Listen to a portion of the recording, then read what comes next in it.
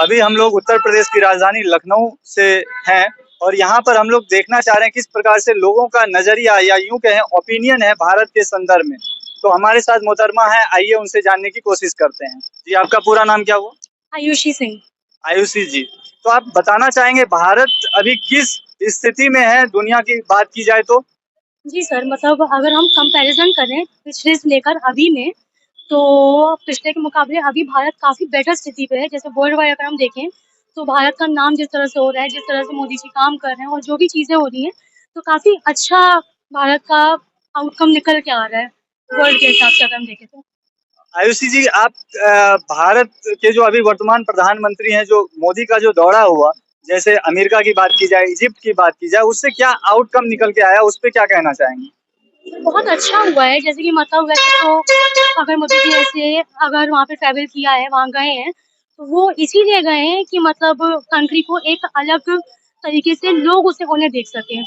लोग हमारी कंट्री को थोड़ा ऊपर देख सकें वैसे, क्योंकि अगर हम माने तो अभी भी इंडिया अंडर डेवलपिंग या डेवलपिंग कह सकते हैं, स्थिति पे डेवलप्ड नहीं है। तो अगर हमें यहाँ पर आउटलेट्स चाहिए, अगर हमें बिज़नेस चाहिए, अगर हमें इंफ्रास्ट्रक्चर चाहिए बेटर, तो हमें लोगों से मिल करके, उनसे अपने आप को बता करके और बेटर रिलेशनशिप एस्टैब्लिश करना ही पड़ेगा, तभी यहाँ पे इंफ्रास्ट्रक्चर बेटर होगा, तभी यहाँ पर काम आएगा, तभी एम्प्लॉयमेंट होगा, तभी सारी चीज़ें बेहतर होंगी। तो आपका ओवरऑल इंफ्रास्ट्रक्चर बिल्डअप करने पे जोर है।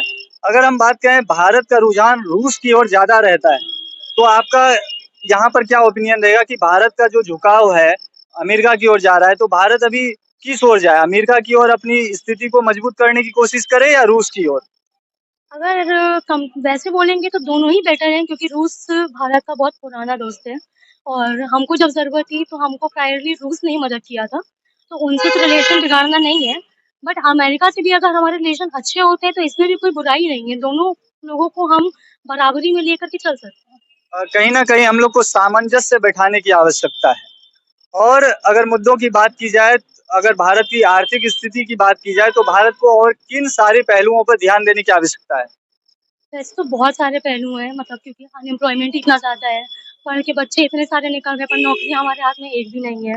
लोग जो है एमबीए करने वाले बच्चे 5-5 6-6 हज़ार की नौकरी करके काम चला रहे हैं, क्योंकि अनएम्प्लॉयमेंट हमारे पास, गरीबी है हमारे पास। लेकिन इन सबको ओवरकम कर सकते हैं अगर हम लोग यूनिटी बनाकर रखें। यूनिटी की बहुत दिक्कत है, यूनिटी थोड़ा-सा बेटर करनी पड़ेगी, बाकी तो ठीक ही चल रहा है।